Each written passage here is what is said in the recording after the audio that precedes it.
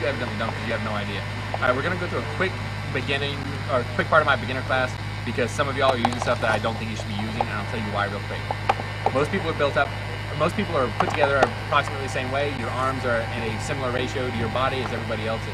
If you use a smaller pole arm, will limit the effectiveness of everything I'm teaching you. To use a longer one will once again limit the effectiveness because it changes the angles of attack that you have using the techniques that I want to show you. The right length pole arm for virtually everyone aside from atypical dwarfs and stuff or gorillas, this is how long it needs to be. When you put the pole on the ground and your hand goes up, the tip of your finger should be very close to the tip of your pole. Anything shorter, and most of the range attacks will allow someone to get too close to you when you attack and you're going to simo out or something like that. Longer ones, and you won't be able to get the same angles on a lot of the fast shots. War poles will typically be longer. A war pole is something big and strong and heavy. Stand up. Why don't you stop? Watch crouch. Hey, Skinny, come here. War poles should be able to take a lot of damage and a lot of abuse. You go in the middle, man. Oh man, I wish I had one of my poles right now. Grab it. Do a chin up. Grab and then drop. Hang on it. Okay, a war pole should be able to take that kind of abuse. Who is confident in their bamboo? Oh, bamboo? Fuck. Bamboo. My poles, I put on people's. People say, "What's that?" And I explain what it is, and they're like, "Are you sure it works?" I put it on their shoulder and I jump up and down on it. So, in that particular situation, you need something that will take an amazing amount of abuse because that's what you're going to leave on the people at the other end of it. Light poles are awesome for ditch fighting and weekend wars. The reason for that is because someone wearing even a moderate sized amount of armor, such as 4 points, no matter how fast or how good you are, you're not likely to take off 4 points of armor and score a kill in the time it takes them to trudge through and get you. Using a good war pole, they won't have the ability to trudge through and get you. And your buddies, it's their job to take them out. In a good ditch, I might get 10, 15, 20 kills, and that's an awesome ditch. In a good war, I might get 5. But the effectiveness of a good war pole fighter with a team will do so much damage on a war type situation, kind of like banner wars. Our team might kill 35 people with reses and everything, and I might kill 1 on a good day. But because of the amount of damage that you can do and how much you can manipulate the flow of the battle, you can do a whole lot of damage. You have to know your role. In a ditch, you have to know your role. I'm going to show you some kind of brutal harpoon stuff, and I'm going to show you a little bit of just quick speed pole. The other thing that you're going to learn is the difference between using a war pole against an opponent and a war pole against opponents. All right. Let me clarify what he said real quick. When he says 10 people in a ditch, he means each round of a ditch. Get a shield. Did you bring one? No. Take somebody else's. Cord? Yeah, it's a little thin, but yeah. That's it. Not far. You're an island. Just be prepared. Well, Your shot goes through it because it's thin. All right. An important thing to understand Kent. with your speed poles, you've already learned your sword side rounds and your outside rounds. The other thing you have a lot of advantage on is your blind shots. With a decent polearm fighter, you should be able to work your blinds really well. What that does is allows you to tuck in behind shots that other people don't see. When you have somebody facing you, a single opponent, you're going to have to fight them face on. That's like what you learned in beginner class, like quick rounds, to get up on shoulders, and to get back down underneath their swords. What you need to understand is that your position in a ditch battle has changed. Your job is no longer to kill the single person in front of you because he has somebody there and he has somebody there, and both of them are either out for you or out for the guys next to you. It becomes your job to attack and be attacked by them as well. You have to watch out for your buddies. The benefit to that is, come stand next to him, Court, is that you can use them to begin to open up your opponents for you.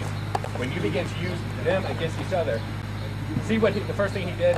He's guarding himself. He doesn't want to get hit. You assume Court is going to do the same thing. Well, when Court starts bringing up his hand to try to block as well, you can start using them against each other and trying to work them in. What this does, it allows you once again to begin manipulating the tide of the battle. You know that his sword, for some reason, wants to float out way far away from the fight. He's going to be stabbed in the arm. You can allow him to do that if you want, but still you're only fighting the person next to you. When you begin to use them to fight each other and he floats that sword out and you can hook those swords and use them against the opponents, then that opens up more than one person. A lot of what you do by manipulating is not scoring your kills again.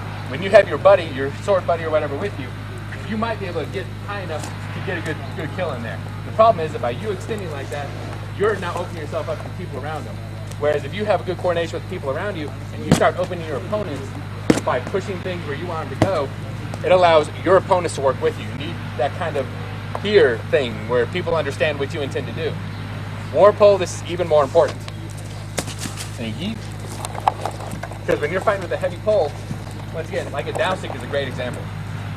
Knocking a down stick out of the way will keep it from being dangerous for a moment. Knocking a down stick into somebody's nuts is likely to do more. You can take it out of the way, and that's good. If you get a good cross step, and you can take it out of his hands, ooh, that might have kind of hurt a little bit. No. Okay, good. When you can bounce people out of the way, pick up a shield, or pick up a sword or something. Anything, look aggressive. I borrowed it specifically.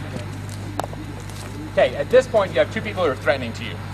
In order to best fight them, it's difficult to fight two people at once, you want to fight one. So use some kind of aggressive technique that will allow them to start working against each other. One of my favorites for that is, especially in this situation where you have two people fighting shield next to each other, for some reason they both are very confident in their coverage. So if you try to stab in between them, both of them really tend to have a tendency to block. So even if you feint between them, both of them will close on each other. In this particular case, with him holding it in the wrong hand, no, you're good. He's gonna, when he tries to cover, he's gonna block his attack. So he's now begun to actually hinder his opponent. So when you feint to the inside and they start to cover up on each other, that allows you to begin manipulating the flow of the battle again. Because as he begins to cover, you start moving him back out of the way. You can start to manipulate what they intend to do. Because this is two shield guys who are like, I'm about to eat a pole guy. And that's probably their mentality, because who doesn't think they can kill some poor pole guy who's standing all by himself? Their confidence will be your best weapon in everything. Because for the most part, when you have a very relaxed stance and a very relaxed grip, if you see most of the warlords out there, they're not the tweakers. They're not that person that's at lay on, they're ready to go. They're that guy standing out there like, yep, here we go again. And they have a very relaxed stance. It's because that's where everything comes from. You study your opponents, you see what they have. All right, at this point, what's the biggest problem with them fighting together? In order for him to attack, he has to either move away from his friend to swing, move out from his friend to swing, or reach over his friend. The benefit to that is you realize that he has to work around him. The more you can keep him in the way, the more you're only fighting one person. The more you can keep them having to fight amongst themselves, the better off you are. And we're understanding the idea of where we're going here? All right. I need someone to be on my team. Who wants to be on my team? I'm okay with that. My team usually doesn't hit me. Okay. You should really get something like this. All right.